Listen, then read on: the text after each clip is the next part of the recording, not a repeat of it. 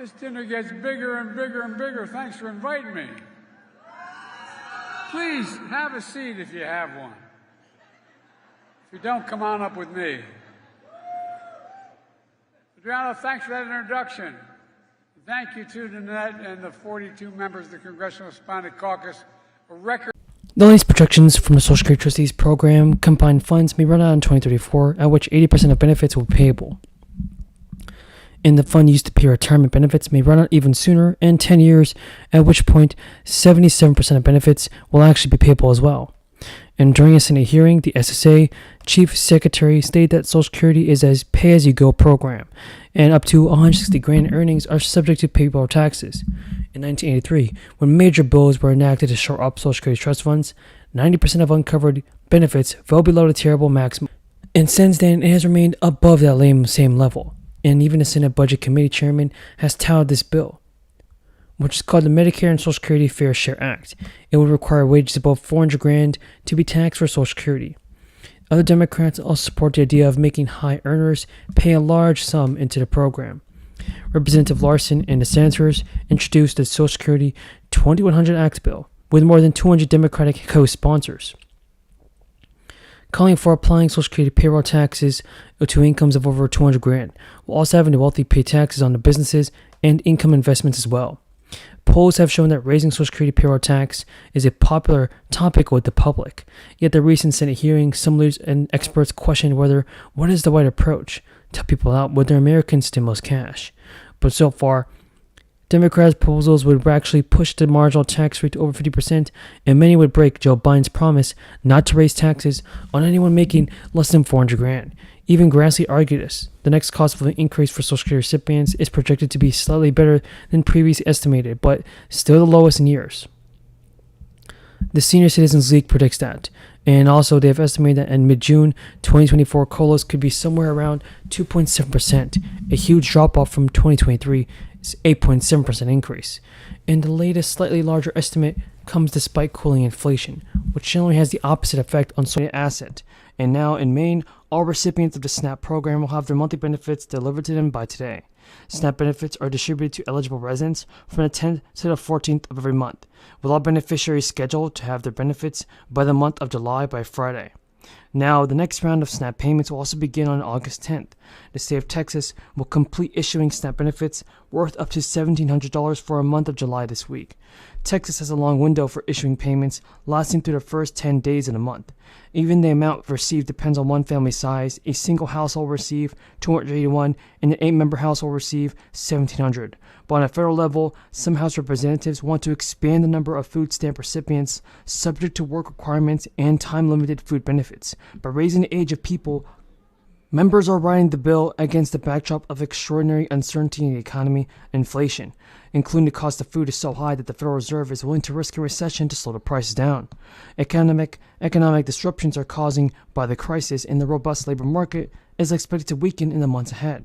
The past week, Democrats of the Department of Education announced that it will begin discharging student loan debts for borrowers who've been in repayment for 20 to 25 years under a one-time payment. Around 800,000 borrowers will benefit from this, and there will be $39 billion dropped.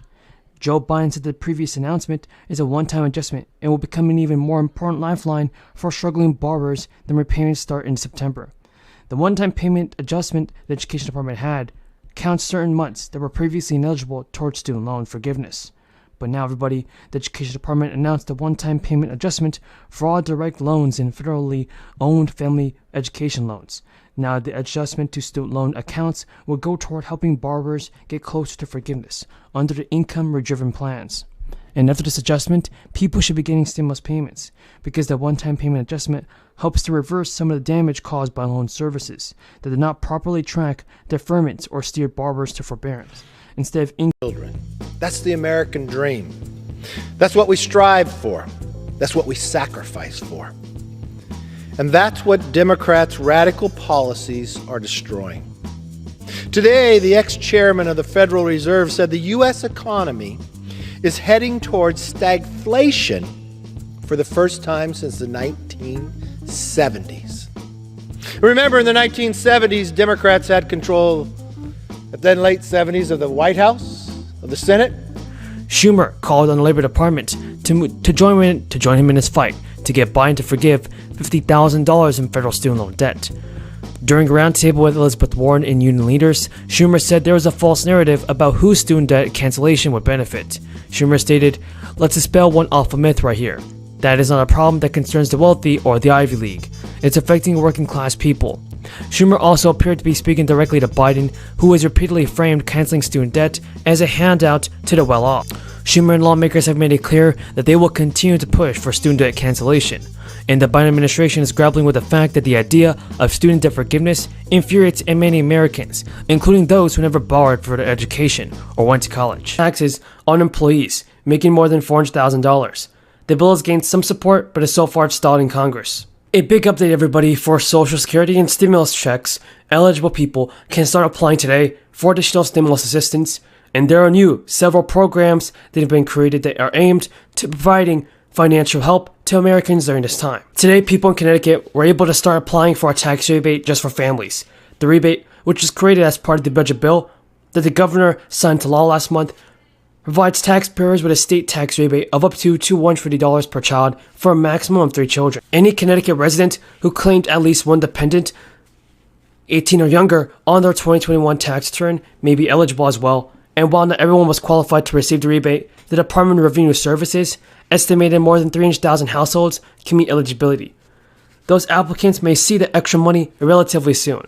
The filer status income threshold is single to married filing separately $100,000 or less and head of households. The rebate is for middle class families. However, those who have higher income rates may be eligible to receive a reduced rebate based on their income. The period to apply began this week and ends on July 31st. The Department of Revenue Services said eligible families should start to receive their rebates in late August, right before the start of the new school year. The rebate came as the Biden administration pushed inflation as a top priority. It recently announced proposals aimed at boosting the U.S. economy. However, some of the presidential plans will need support of Congress, which could be a challenge. Governor Lyman said, "We created the state tax rebate to give Connecticut families with children additional relief. The application period is now open, and I strongly urge all families who claimed at least one dependent child on their 2021 tax return to submit an application as soon as possible, so that this rebate can be sent to you with no delays." When asked about rising inflation, McConnell told reporters, "We're going to have to squeeze this inflation down and get past the problems created by the Democratic government." Fewer Americans applied for jobless aid last week, with the number of Americans collecting unemployment at historically low levels. The Labor Department reported that applications for unemployment benefits fell by 11,000 to 200,000 for the week ending May 28th. And first-time applications generally track the number of layoffs.